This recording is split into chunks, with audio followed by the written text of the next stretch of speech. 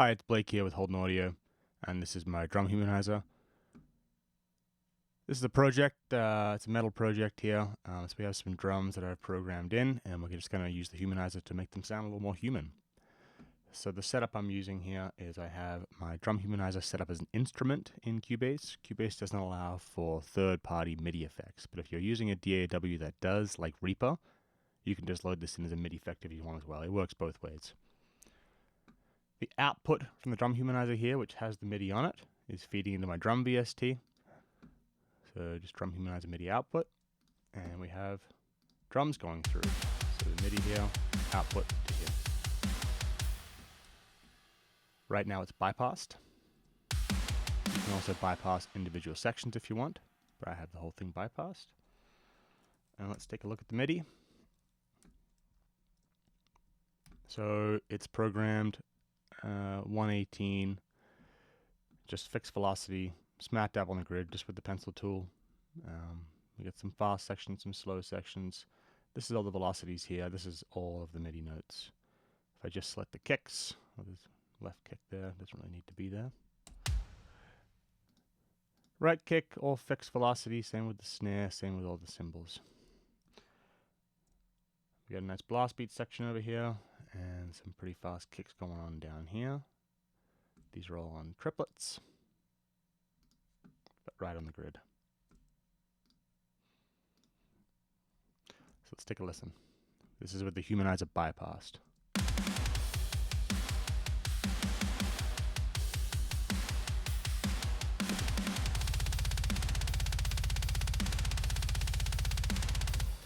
So you can hear during that fast section here, the kicks are just pretty robotic and flat sounding because they just at a fixed velocity. So what I normally used to do is go through individually, and you can kind of, so that's the right foot, that's the left foot, bring that down a bit, right foot, left foot, bring that down a little bit. That's the slow way. And here's the new way, so just turn this on and kind of set your settings. The sensitivity knobs are kind of the big ones, and then go from there. So we'll start with the slower section.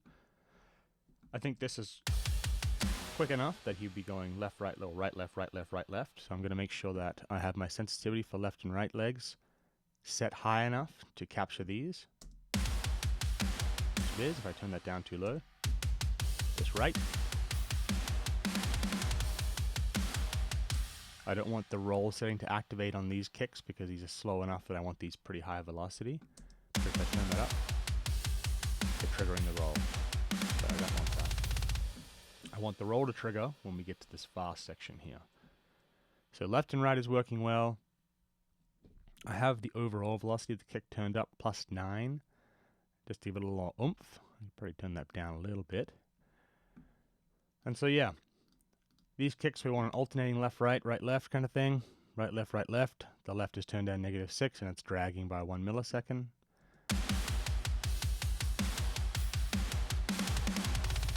And then the roll kicks in here. As the roll kicks in, I don't want any drag on this because this is kind of a faster metal song. It's going to be pretty precise. But I do want it to come down -18 on the rolls. That'll drop the velocity down automatically for me. For fatigue, I want that to start kicking in as well on this section because it's quite a long section here. So for my fatigue setting, I'm going to go with 1 millisecond of drag, -1 millisecond there, and I'm going to leave this at -8.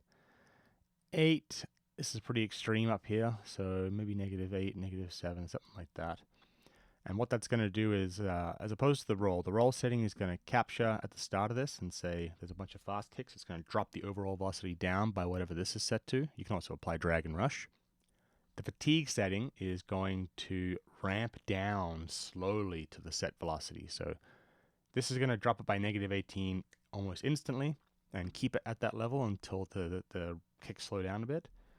The fatigue setting, when it triggers, is going to ramp slowly down -8 over time and add 1 millisecond of drag over time. So the fatigue is kicked in. It's very subtle.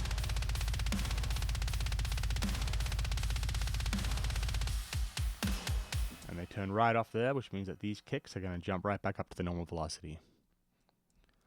So what does that look like?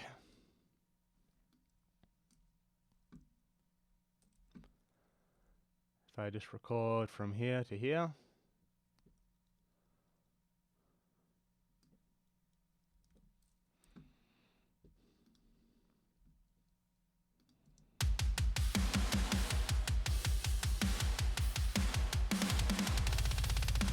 Just going to go back for a second. I noticed the roll was starting to flash.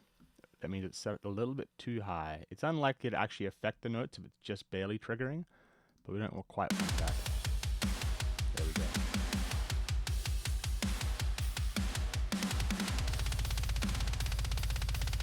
So roll and fatigue are now active. Nice alternating pattern on the kicks. And what does that look like?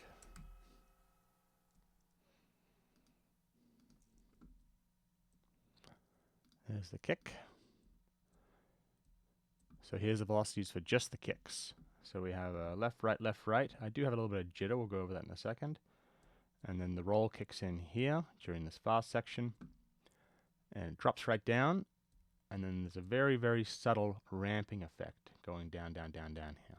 I don't know if we'll see the 1 millisecond of drag in too much detail.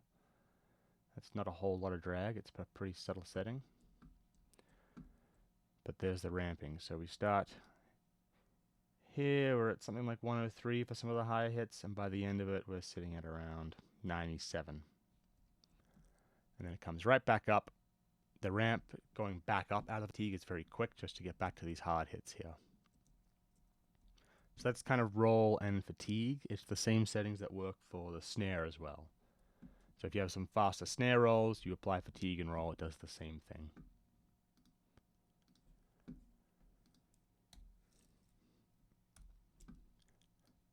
Jitter controls are kind of like your normal old school humanization where they just add some randomness. So you can add some velocity randomness. I have it set to plus and minus 5 for the kick. And you can add some timing variance, which will shift it forward and backwards just slightly randomly. I don't really like too much of that on the kick or the snare, so more of a cymbal thing for me. So that's the kick going. I don't have any overall drag and rush applied. These two settings here, velocity and drag at the start of each section. These are kind of your master controls for that piece of kit.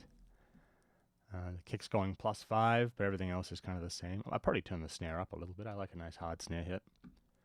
And the cymbals, because I program everything to 118, I find in this drum VST, I find that too much for the cymbals. So I like to turn them down a little bit and apply a little bit of drag to the cymbals, a little bit of drag to the snare.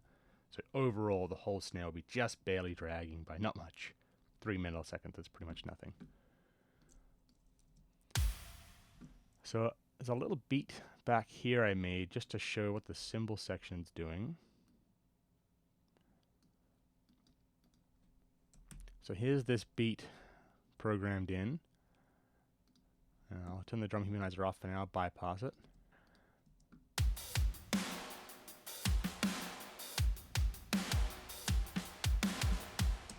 So we've got some ghost notes on the snares here.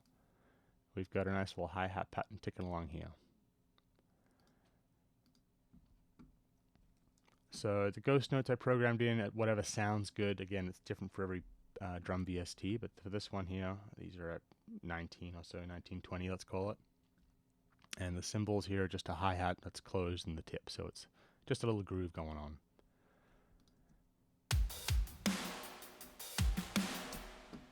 So with these slower kicks, you're not really going to see a whole lot of the roll and fatigue working, obviously. So it's kind of just more of a left-right pattern you're going to have to feel out.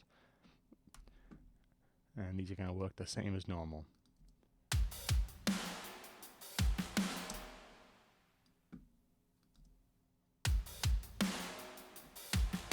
So for these ghost notes here, I program these into whatever sounds best for the kit. And then I'm going to make sure I'm bypassing down here with this ghost note bypass anything that is at a certain velocity and below. So these are programmed at 20, so that's set to 40 because none of my snare hits are normally going to be below like 80 even or 100. So as long as this is up above your ghost note hits but below your main snare hits, and you will see it lighting up right at this bottom LED when it's bypassing.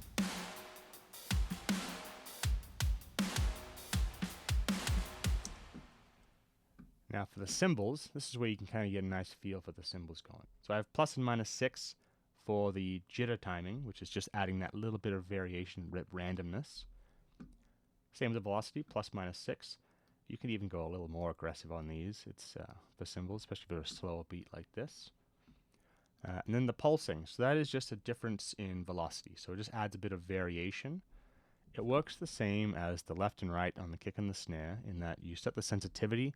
So if you imagine someone doing 2 hands on a cymbal, there's a right hand and a left hand, and you can decide at what speed it's going to start switching between right and left hands. If I turn that way down, it's all going to be on the one side here. So I have what I would call the right side at plus 3, the left side at negative 11. Again, that's just velocity. And I'll make sure I'm triggering that.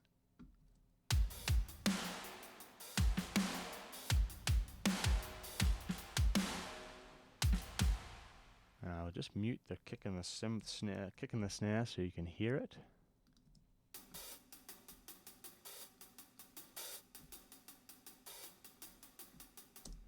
If I turn off that.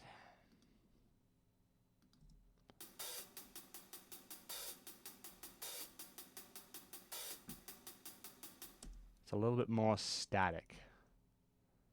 I'll turn it on and off throughout.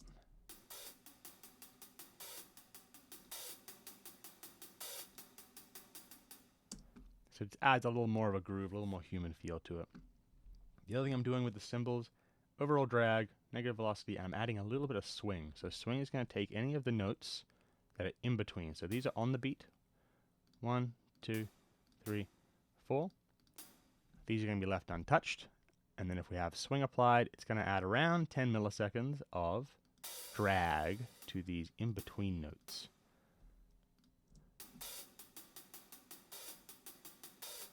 Just straight time here. Then I'll go back and I'll add a little bit of swing. Or a lot.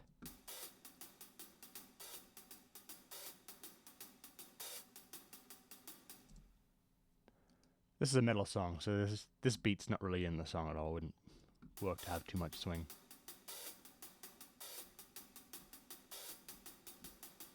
The tom section does all the same stuff, so you have velocity, drag, and rush. That's for overall timing and velocity on the jitter.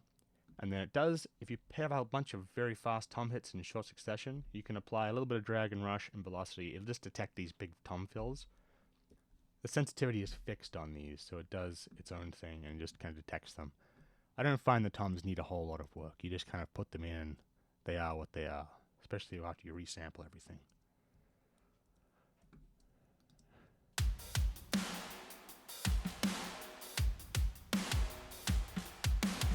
Honestly, for a beat like this, you could pretty get a little bit crazy with the drag on the snare.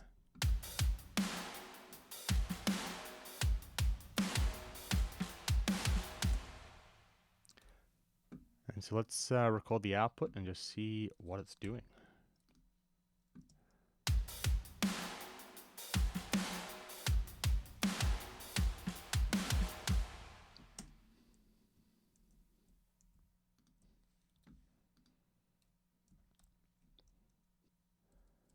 So here's our recorded output. Snare's dragging slightly behind the line here. Looking pretty sharp. And then we have the hi-hats here. There's a lot of randomness and variation in the pulsing. Left, right, left, right. And the timing is a little bit kind of drug, a little bit random. The kick we barely touched for this one. Kind of is what it is. And that's how you humanize a much slower beat. So, a quick note about the MIDI bypass. This setting here. The plugin has an internal built-in latency of 30 milliseconds. The reason for that is so it can listen to the notes and apply drag and rush as it needs to. I have created some, they're kind of like fake stereo outputs, so that means that the DAW will recognize the latency and adjust everything, especially in Cubase if you're using your constraint delay compensation. The exception to that rule is Reaper. So Reaper has sample accurate MIDI placement. It's the only DAW that does. And so if you're using Reaper, everything else is the same, just turn this off. That's all. So I like the way it sounds, so I'll go ahead and record the output, and we'll look at the drums when we're done.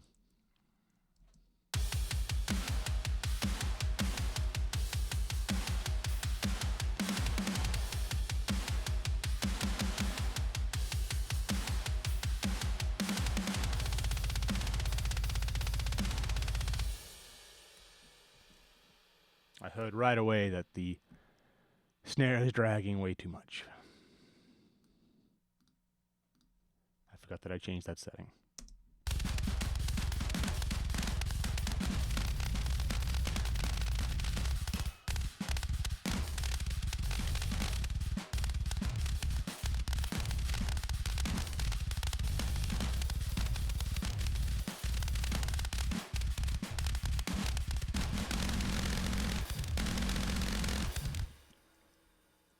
Okay, so that's the recorded drums. Mute the original. I just recorded it directly to the drum track. Let's take a quick look at it. So start with the kick. Slow section. Left, right going on. And then we come into this fast section here. Immediately just starts rolling down on its own. Still maintain that left, right pattern. It's a little bit of subtle fatigue as it ramps down. And then straight back up for this slower section here. Some more little fast kick sections, ramps down automatically, keeps that left-right pattern going on. Same here again. And you can tell it exactly how much. You can have this come way down, or you can have it come down just a little bit pretty subtly. You can have it drag and rush a little more, depending on what the drummer's doing. Here's a blast beat section at the end here. So for this section here, what normally I'm looking for a blast beat is, especially with a faster snare and a faster kick, it's not going to, like a drummer can't hit the snare that hard constantly the whole time in a blast beat, so it does need to ramp down quite a bit. I do see here for the kick, if I was doing this again, I would probably turn the sensitivity up on the roll just slightly, because we do have it just not quite catching all of the kicks here. So this tells me that the sensitivity is just not quite high enough to make sure the kick stays down. It's getting reset somewhere in here. Snare looks good though. So here's the blast beat section. Snare ramps down.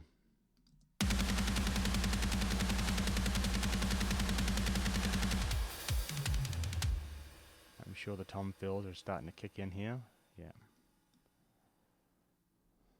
And again, this is the velocities for this blast. Same thing with the kick. You can see that the kick sensitivity is just not quite high enough. You could just turn that up a slightly little bit and it would catch all these peaks as well. Whatever you think sounds good. But the snare looks pretty much bang on.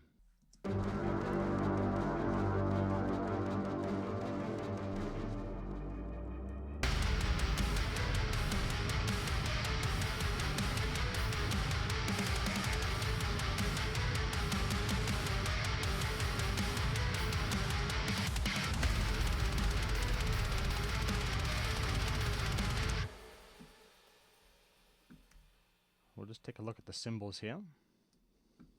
Maybe get rid of the toms.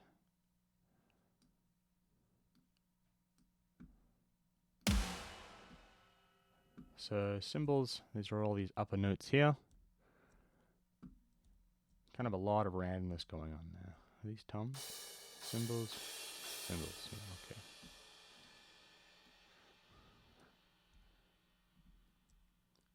So there's a lot of timing variation. They'll be shifted around the grid quite a bit, just off the lines. It's nice when you have two drums aren't hitting the exact same time. That kind of sounds a bit off. Here you can see the drag, that's the snare, and that's the kick. We did apply a little bit of drag to just the snare, so it's slightly to the right, or as in behind the beat. And that's the gist of it. Enjoy.